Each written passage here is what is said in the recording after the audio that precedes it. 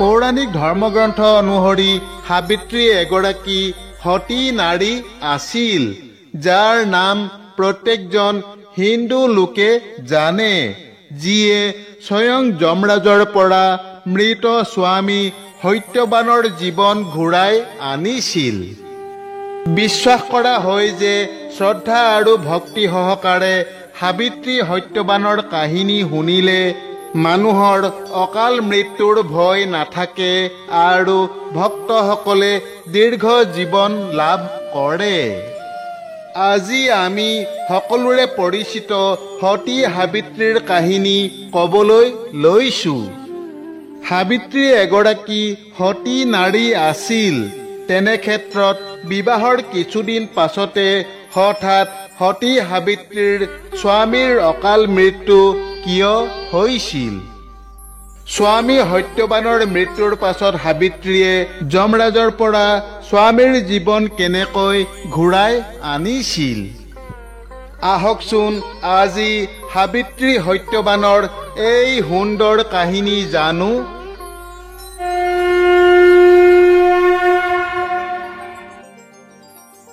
প্ৰাচীন কালৰ কথা। মদ্ৰ দেশত মহান শিৱভক্ত ৰজা অশ্বপতিয়ে ৰাজত্ব কৰিছিল। অশ্বপতি সন্তানহীন আছিল। সেয়েহে সন্তানৰ কামনা কৰি অশ্বপতিয়ে বহুদিন ধৰি শিৱৰ পূজা অৰ্চনা, যাগ যজ্ঞ, তপস্যা আদি কৰিছিল। ভগৱান ভোলানাথৰ কৃপাত এসময়ত অশ্বপতিৰ ঘৰত এক কন্যা সন্তানৰ জন্ম হ'ল, যাৰ নাম থোৱা হ'ল সাবিত্ৰী। ক্ৰমে ক্ৰমে সাবিত্ৰী ডাঙৰ হৈ আহিল। ৰাজকুমাৰী সাবিত্ৰী অতি ৰূপৱতী, গুণৱতী, সত্যবাদিনী, মৃদুভাষিণী হৈ উঠিছিল। পিতৃৰ ৰাজ্যৰ মাজত শত্ৰুৰ বাবে কোনো ভয় নাছিল। সেয়েহে ৰাজকুমাৰী সাবিত্ৰী সখীসকলৰ সৈতে আনন্দ মনে ৰাজ্যৰ ভিতৰত ঘূৰি ফুৰিব পাৰিছিল।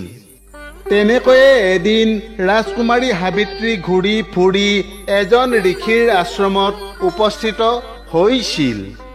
সেই সময়ত অৱন্তিপুৰৰ ৰজা দ্যুমৎসেন শত্ৰুৰ হাতত নিজ ৰাজ্য হেৰুৱাই সেই মুনিৰ আশ্ৰমত আশ্ৰয় লৈ আছিল। ৰজা দ্যুমৎসেনৰ সত্যবান নামেৰে এজন অতি ৰূপৱান পুত্ৰ আছিল। ৰাজকুমাৰী সাবিত্ৰী যি সময়ত আশ্ৰমত উপস্থিত হৈছিল, সেই সময়ত ৰাজকুমাৰ সত্যবান মুনি পুত্ৰসকলৰ সৈতে খেলি আছিল। ৰূপৱান সত্যবানক দেখি ৰাজকুমাৰী সাবিত্ৰীয়ে মুনিসকলৰ পৰা তেওঁৰ পৰিচয় জানিব বিচাৰিলে। তেতিয়া মুনিসকলে ৰাজকুমাৰী সাবিত্ৰীক ক'লে যে সেইজন দ্যুমৎসেনৰ পুত্ৰ সত্যবান। মুনিসকলৰ কথা শুনি ৰাজকুমাৰী সাবিত্ৰীয়ে অন্তৰতে সত্যবানক স্বামী ৰূপে বৰণ কৰিলে। তাৰ পাছত ৰাজকুমাৰী সাবিত্ৰী সখীসকলৰ সৈতে নিজ গৃহলৈ ঘূৰি আহিল। ৰাজকুমাৰী সাবিত্ৰী নিজ গৃহলৈ ঘূৰি আহি মাতৃৰ আগত সকলো কথা বিৱৰি ক'লে।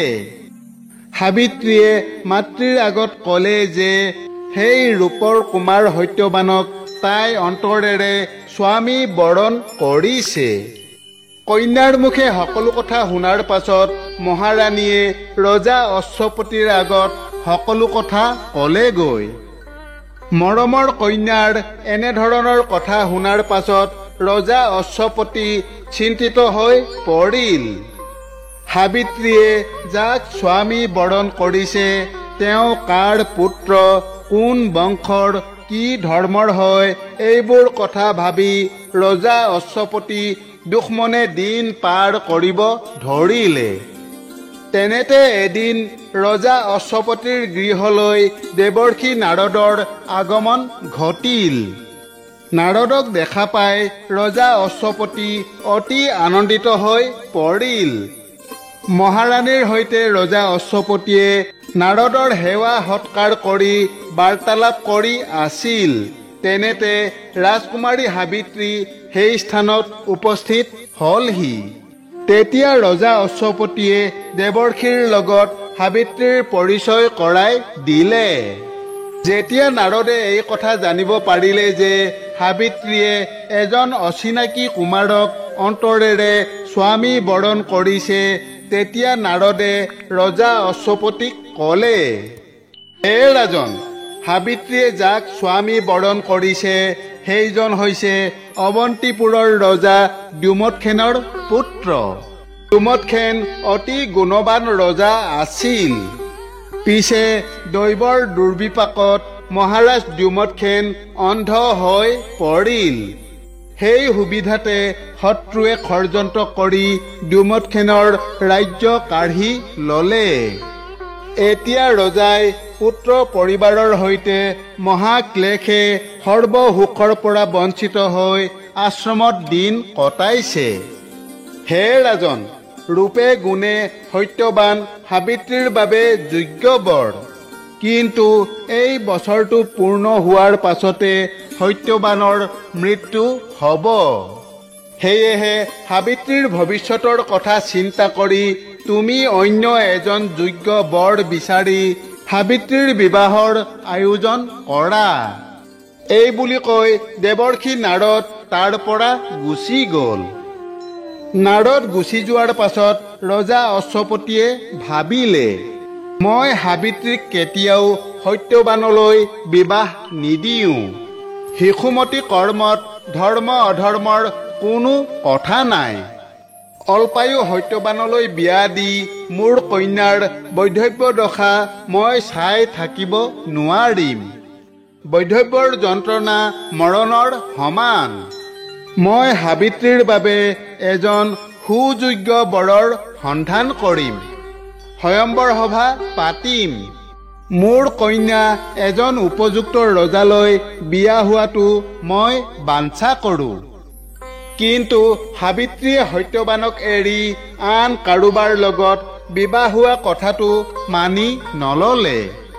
সাবিত্ৰীয়ে পিতাকক ক'লে, হে পিতা, মই ইতিমধ্যে তেওঁক স্বামী হিচাপে বৰণ কৰিছোঁ।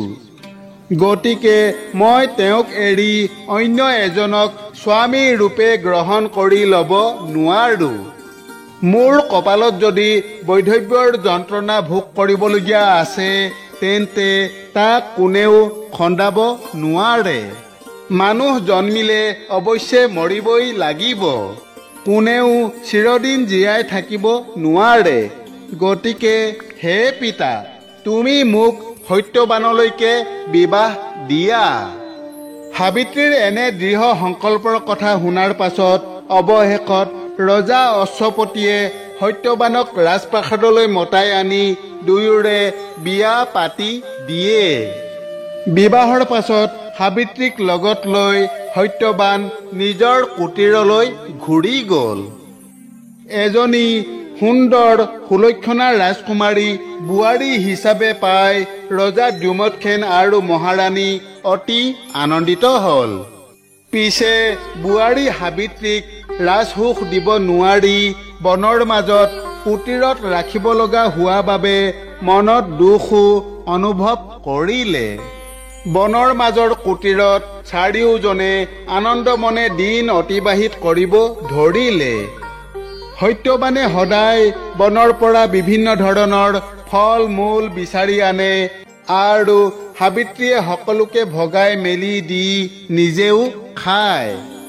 এনেদৰে শাহু শহুৰ আৰু পতিৰ সেৱা কৰি সাবিত্ৰীৰ দিনবোৰ পাৰ হ'বলৈ ধৰিলে। দেৱৰ্ষি নাৰদে কোৱা কথাবোৰ ভাবি সাবিত্ৰী কেতিয়াবা মনে মনে চিন্তিত হৈ পৰে। তথাপি এই কথা ভাবি সান্তনা লভে যে ভগৱানৰ ইচ্ছাতে সকলো হয়। ভগৱানে নিশ্চয় ভাল কৰিব।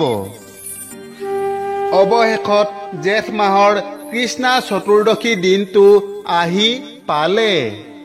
সাবিত্ৰীয়ে দিন ৰাতি একেৰাহে লক্ষ্মী নাৰায়ণৰ পূজা কৰিব ধৰিলে। পাছদিনা অমাৱস্যা। সেইদিনা সত্যৱানৰ আয়ুস পূৰ্ণ হোৱাৰ দিন। অমাৱস্যাৰ দিনা পুৱাতে উঠি সাবিত্ৰীয়ে বিধিগতভাৱে ব্ৰাহ্মণসকলক প্ৰাতঃ ভোজন কৰালে। ব্ৰাহ্মণসকলে সাবিত্ৰীক আশীৰ্বাদ দি গুচি গ'ল। দুপৰীয়া সময়ত সত্যবানে আন দিনৰ দৰেই হাবিৰ পৰা ফল মূল আৰু খৰি আনিবলৈ ওলাল। হাবিলৈ যোৱাৰ আগতে অন্য দিনাৰ দৰে সেইদিনাও সত্যবানে মাতৃৰ আশীৰ্বাদ ল'বলৈ গ'ল। সত্যবানক দেখি ৰাণীয়ে ক'লে, হে পুত্ৰ, দিনটো শেষ হ'বৰে হ'ল। তুমি আজি এই সময়ত হাবিৰ মাজলৈ যাব নালাগে। এই বিয়লি বেলা হাবিৰ মাজত সোমোৱা উচিত নহয়। মাতৃৰ কথা শুনি সত্যবানে ক'লে, হে মাতা, তুমি চিন্তা নকৰিবা। মই খৰধৰকৈ যাম আৰু প্ৰয়োজনীয় সামগ্ৰীবোৰ সংগ্ৰহ কৰি শীঘ্ৰেই ঘূৰি আহিম। এতিয়া মোক আজ্ঞা দিয়া মাতা। পুত্ৰৰ কথা শুনি অনিচ্ছা সত্ত্বেও ৰাণীয়ে ক'লে, ঠিক আছে পুত্ৰ, যোৱা বাৰু, কিন্তু সোনকালে উভতি আহিবা, পলম নকৰিবা। মাতৃৰ কথাত সন্মতি প্ৰকাশ কৰি মাতাৰ চৰণত সেৱা জনাই হাতত কুঠাৰখন লৈ সত্যবান হাবিৰ মাজলৈ বুলি যাত্ৰা কৰিলে। সত্যবান হাবিৰ মাজলৈ যোৱাৰ কথা জানিব পাৰি সাবিত্ৰীৰ মন কঁপি উঠিল। দেৱৰ্ষি নাৰদে কোৱা কথাটো আজি নিশ্চয় ফলিয়াবলৈ গৈছে। আজি স্বামী সত্যবানৰ আয়ুস পূৰ্ণ হোৱাৰ দিন। সেয়েহে কালে স্বামীক কৰ্মসূত্ৰে মৃত্যুৰ মুখলৈ টানি নিছে। স্বামী যলৈ গৈছে তেওঁৰ লগতে ময়ো তালৈ যোৱা উচিত হ'ব। এনেদৰে ভাবি সাবিত্ৰীয়েও খৰধৰকৈ সত্যবানৰ পাছে পাছে যাবলৈ ওলাল। সাবিত্ৰী স্বামীৰ লগত বনৰ মাজলৈ যাবলৈ ওলাইছে বুলি শুনি ৰজাৰ ৰাণীয়ে যাবলৈ মানা কৰিলে। তেতিয়া সাবিত্ৰীয়ে ক'লে, হে মাতৃ, ব্ৰত ভংগ কৰাৰ সময়ত স্বামীৰ সংগে আহাৰ গ্ৰহণ কৰাটোহে পত্নীৰ ধৰ্ম। সেইবাবে মই স্বামীৰ উপস্থিতিতহে আহাৰ গ্ৰহণ কৰিম। গতিকে মোক স্বামীৰ লগতে বনলৈ যাবলৈ অনুমতি দিয়ক মাতা। সাবিত্ৰীৰ মুখে এনেবোৰ কথা শুনাৰ পাছত ৰাণীয়ে যাবলৈ অনুমতি প্ৰদান কৰিলে। শাহুৱেকৰ পৰা অনুমতি পাই সাবিত্ৰী স্বামীৰ লগত বনৰ মাজলৈ যাব ধৰিলে।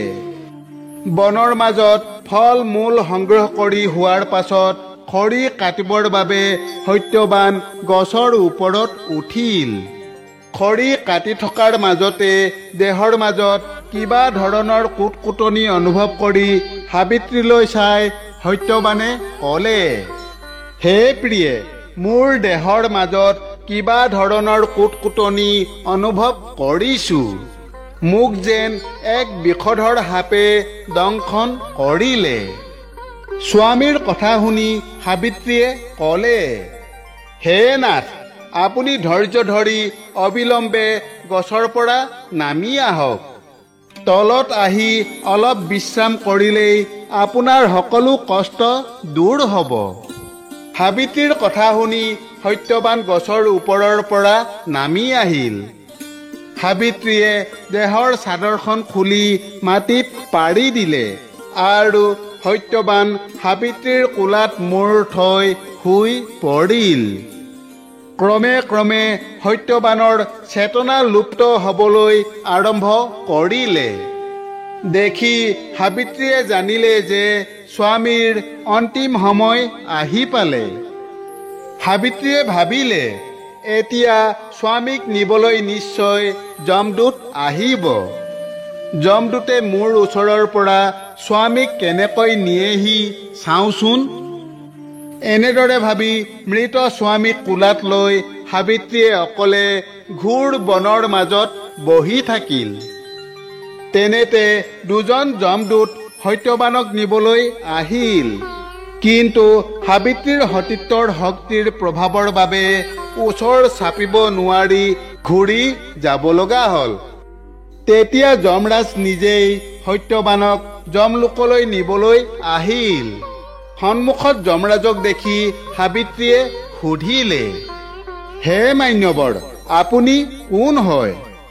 যমৰাজে ক'লে, হে দেৱী, মই মৃত্যুৰ অধিপতি যমৰাজ। আজি তোমাৰ স্বামী ৰাজকুমাৰ সত্যবানৰ আয়ুস পূৰ্ণ হ'ল, সেয়েহে মই তেওঁক নিবলৈ আহিছোঁ।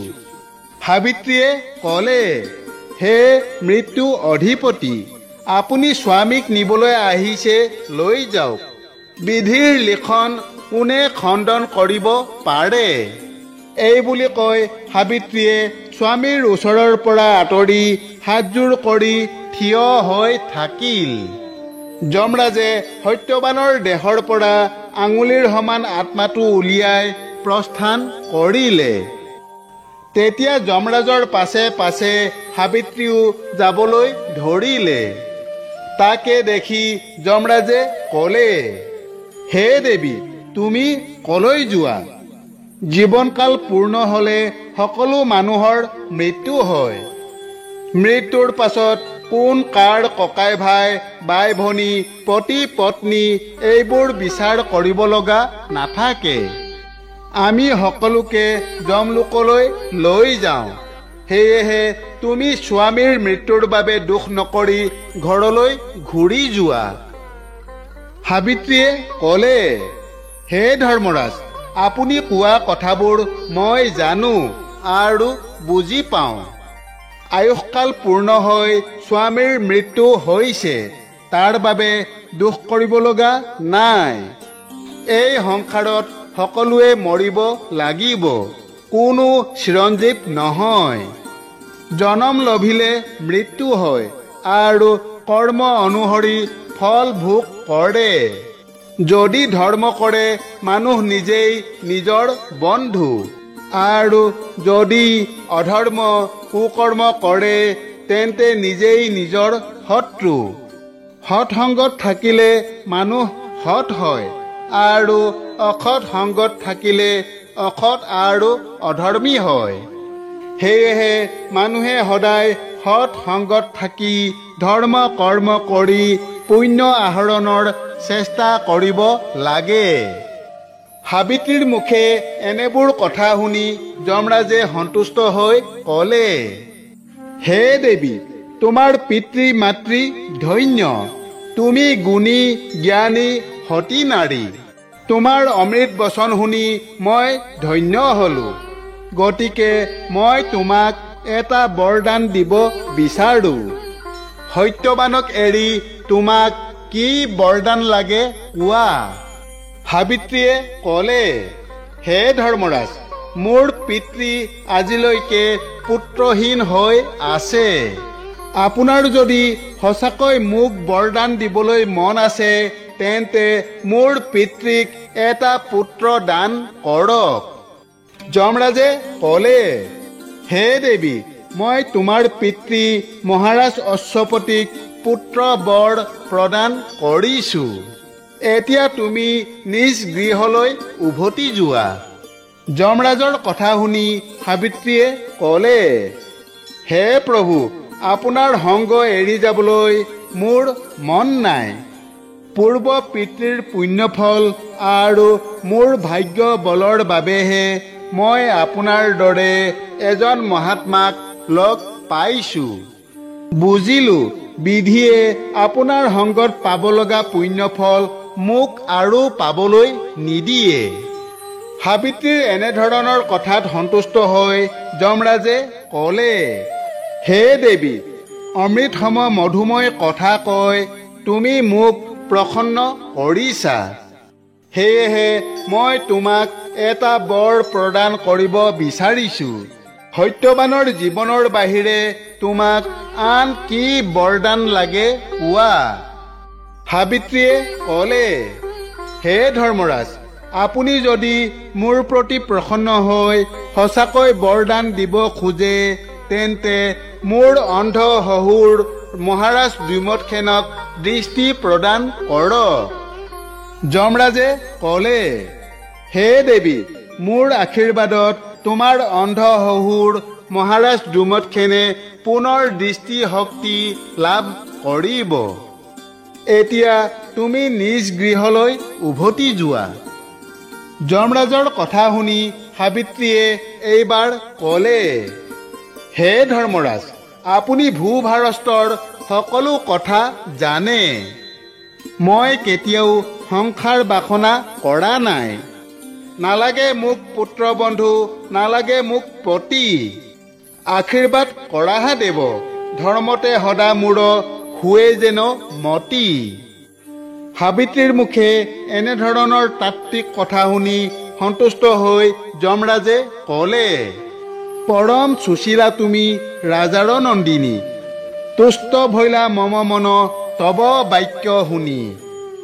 হে দেৱী, তোমাক মই আৰু এটা বৰদান দিব বিচাৰো। সত্যবানৰ জীৱনৰ বাহিৰে তোমাক আন কি বৰদান লাগে কোৱা। সাবিত্ৰীয়ে ক'লে, হে ভগৱান, মই আৰু লোভ নকৰো। লোভেই পাপ, পাপেই মৃত্যু।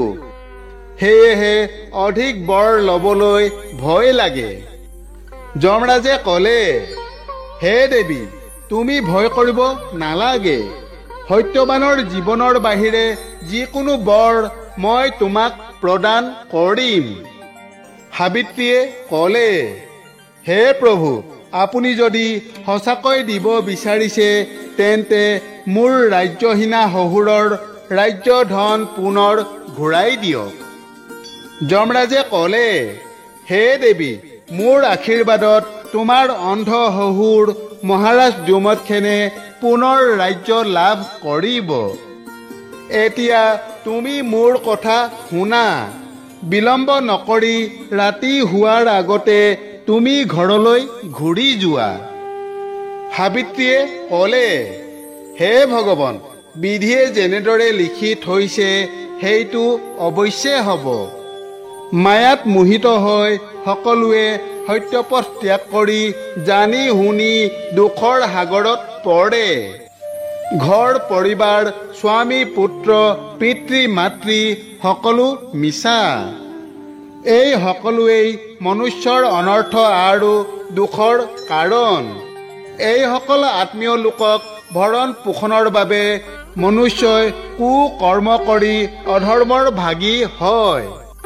অলপ সুখ পোৱাৰ আশাতে মানুহে চকু থাকিও অন্ধ যেন হৈ নকৰিবলগীয়া কাম কৰে। মায়া মোহত পৰি মনুষ্যই পাছত নিজেই কষ্ট ভোগ কৰিব লগা হয়। সৰ্বহাৰা হোৱাৰ পাছত প্ৰাণৰ চিন্তাত পৰি ক্ৰন্দন আৰম্ভ কৰে। সেয়েহে মোৰ এই সংসাৰৰ মায়া মোহত সোমাই থাকিবলৈ মন নাই। হে প্ৰভু, এই সংসাৰৰ সকলো বন্ধন মিছা। ধৰ্ম কৰ্মই মুক্তিৰ একমাত্ৰ উপায়। এতিয়া ধৰ্ম কৰ্মত বাহিৰে মোৰ আনত মন নাই। হে প্ৰভু, আপোনাৰ দৰে মহাত্মাৰ লগত খন্তেক সময় থাকি মোৰ দেহ মন শীতল হৈ আহিছে। সেয়েহে মোক আৰু অলপ সময় আপোনাৰ লগত থাকিবলৈ অনুমতি দিয়ক। সাবিত্ৰীৰ মুখে এই ধৰণৰ কথা শুনি অতি প্ৰসন্ন হৈ যমৰাজে ক'লে, হে দেৱী, ইমান অল্প বয়সতে ধৰ্মৰ প্ৰতি তোমাৰ মতি ধন্য ধন্য। এই বয়সতে তুমি ধৰ্মতত্বৰ বিষয়ে যিমান জ্ঞান আহৰণ কৰিছা তেনেকুৱা আন এগৰাকী সমস্ত পৃথিৱী চলাথ কৰিলেও পোৱা নাযাব। হে দেৱী, তোমাৰ কথা শুনি মই অতি প্ৰসন্ন হৈছো। সত্যবানৰ জীৱনৰ বাহিৰে তোমাক আন কি বৰদান লাগে কোৱা। তেতিয়া সাবিত্ৰীয়ে ক'লে, হে প্ৰভু, মই এতিয়াও অপুত্ৰক হৈ আছো। স্বামী সত্যবানৰ ঔৰসত 5 বছৰ পাছত মোৰ গৰ্ভত সন্তান জন্ম হওক। আৰু তেনেকৈয়ে স্বামী সত্যবানৰ পৰা মোৰ 100 পুত্ৰ জন্ম হওক। হে ধৰ্মৰাজ, আপুনি যদি মোক সঁচাকৈয়ে বৰদান দিব বিচাৰে তেন্তে আপোনাৰ অংগীকাৰ মতে এই বৰদান দিয়ক। সাবিত্ৰীৰ মুখে শুনা অমৃতময় কথাত মুগ্ধ হৈ যমৰাজে ইটোৰ পাছত সিটো বৰ প্ৰদান কৰিলে। যমৰাজে সাবিত্ৰীক চতুৰ্থটো বৰ প্ৰদান কৰি ক'লে, হে দেৱী, মোৰ বৰদানত তুমি স্বামী সত্যবানৰ পৰা 100 পুত্ৰৰ মাতৃ হ'ব পাৰিবা। তথাস্তু। এতিয়া তুমি বিলম্ব নকৰি ৰাতি হোৱাৰ আগতে ঘৰলৈ ঘূৰি যোৱা। সাবিত্ৰীয়ে এনেধৰণে বিভিন্ন ধৰণৰ সুমধুৰ কথা কৈ যমৰাজক ইমানেই মুগ্ধ কৰিলে যে যমৰাজে সত্যবানৰ ঔৰসত সাবিত্ৰীক 100 পুত্ৰৰ মাতৃ হ'বলৈ নিজৰ অজানিতে বৰদান দি দিলে। সাবিত্ৰীক পুত্ৰ প্ৰাপ্তিৰ বৰ প্ৰদান কৰাৰ পাছত যমৰাজে সত্যবানক লৈ পুনৰ যমলোকলৈ বুলি প্ৰস্থান কৰিব ধৰিলে। যমৰাজে সত্যবানক লৈ যাবলৈ ধৰা দেখি সাবিত্ৰীও পাছে পাছে যাব ধৰিলে। সাবিত্ৰীক পাছে পাছে আহি থকা দেখি যমৰাজে ঘূৰি চাই ক'লে, হে দেৱী, মই তোমাক 4টা মনোমত বৰ প্ৰদান কৰিলো। এতিয়া তুমি ঘৰলৈ ঘূৰি নগৈ মোৰ সংগ ধৰি পাছে পাছে কিয় আহি আছা? যমৰাজৰ কথা শুনি সাবিত্ৰীয়ে ক'লে, হে প্ৰভু, আপুনি মোক সত্যবানৰ ঔৰসত 100 পুত্ৰৰ মাতৃ হ'বলৈ বৰদান দিছে। আপোনাৰ বাক্য কোনে উলংঘা কৰিব পাৰে? মই আপোনাৰ সংগ নিশ্চয় এৰি দিম। পিছে যোৱাৰ আগতে আপুনি নিজৰ বচন ৰক্ষাৰ বিধান দি যাওক। সাবিত্ৰীৰ কথা শুনি যমৰাজে বুজি পালে যে তেওঁ নিজৰ অজানিতে সত্যবানৰ জীৱন ঘূৰাই দিয়াৰ বৰ সাবিত্ৰীক প্ৰদান কৰিলে। তেতিয়া লজ্জিত হৈ যমৰাজে ক'লে, হে দেৱী, এই 3 ভুৱনৰ ভিতৰত তুমি পতিব্ৰতা সতী নাৰী। ভৱিষ্যতে তোমাৰ কথা শুনি মনুষ্যে পুণ্য অৰ্জন কৰিব পাৰিব। তুমি চতুৰ্দশী তিথিত বিশেষভাৱে ব্ৰত পালন কৰি 4টা বৰ প্ৰাপ্ত কৰিলা। পাছত মনুষ্যে সাবিত্ৰী চতুৰ্দশী তিথিত ব্ৰত পালন কৰিব।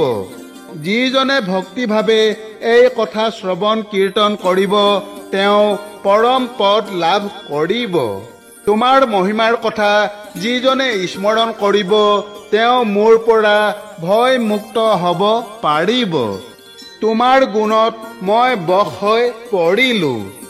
হে দেৱী, মই তোমাৰ স্বামীৰ প্ৰাণদান দিলো। তুমি স্বামীৰ সৈতে আনন্দ মনে সংসাৰ ভোগ কৰা আৰু এই সংসাৰ ত্যাগ কৰাৰ পাছত দুয়ো বৈকুণ্ঠ লোকত স্থান পাবা। এই বুলি কৈ যমৰাজে সত্যবানৰ প্ৰাণ ঘূৰাই দি যমলোকলৈ ঘূৰি গুচি গ'ল। তাৰ পাছত সাবিত্ৰীয়ে খৰধৰকৈ গৈ সত্যবানৰ দেহত প্ৰাণ সঞ্চাৰিত কৰিলে। তেনেতে সত্যবানে টোপনিৰ পৰা সাৰ পোৱাৰ দৰে উঠি বহিল। ইতিমধ্যে বেলি ডুবি চাৰিওফালে আন্ধাৰ নামি আহিছিল।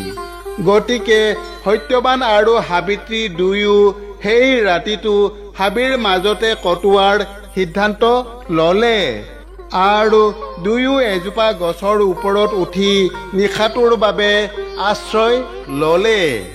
পাছদিনা ৰাতিপুৱাই সাবিত্ৰী সত্যবান হাতত খৰি কাঠ আৰু ফল মূল লৈ ঘৰলৈ ঘূৰি আহিল।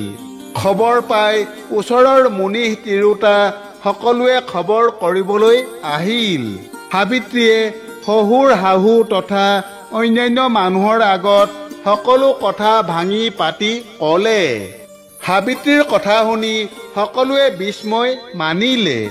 তাৰ পাছত সাবিত্ৰীক নানা ধৰণৰ প্ৰশংসা কৰি আশীৰ্বাদ দি সকলোৱে ঘৰা-ঘৰি গ'ল।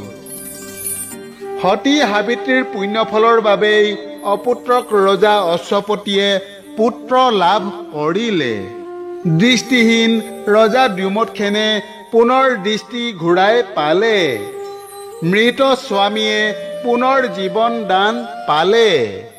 পাছত সত্যবানে যুদ্ধ জিনি পিতাকৰ হেৰুৱা ৰাজ্য পুনৰ ঘূৰাই ল'লে। যমৰাজৰ বৰদান অনুসৰি যথাসময়ত সাবিত্ৰীৰ শতপুত্ৰৰ জন্ম হ'ল। তাৰ পাছত সকলোৱে নিজ ৰাজ্যলৈ ঘূৰি গৈ আনন্দ মনে জীৱন যাপন কৰিব ধৰিলে। বান্ধৱসকল, আজি সাবিত্ৰী সত্যবানৰ কাহিনী জানি আপোনালোকৰ নিশ্চয় ভাল লাগিল। আগলৈ অন্য এক নতুন কথাৰ সৈতে পুনৰ লগ পোৱা আশাৰে তথা আপোনালোক সকলোৰে কুশল কামনাৰে আজিলৈ সামৰিছোঁ। ধন্যবাদ। জয় শ্ৰীকৃষ্ণ।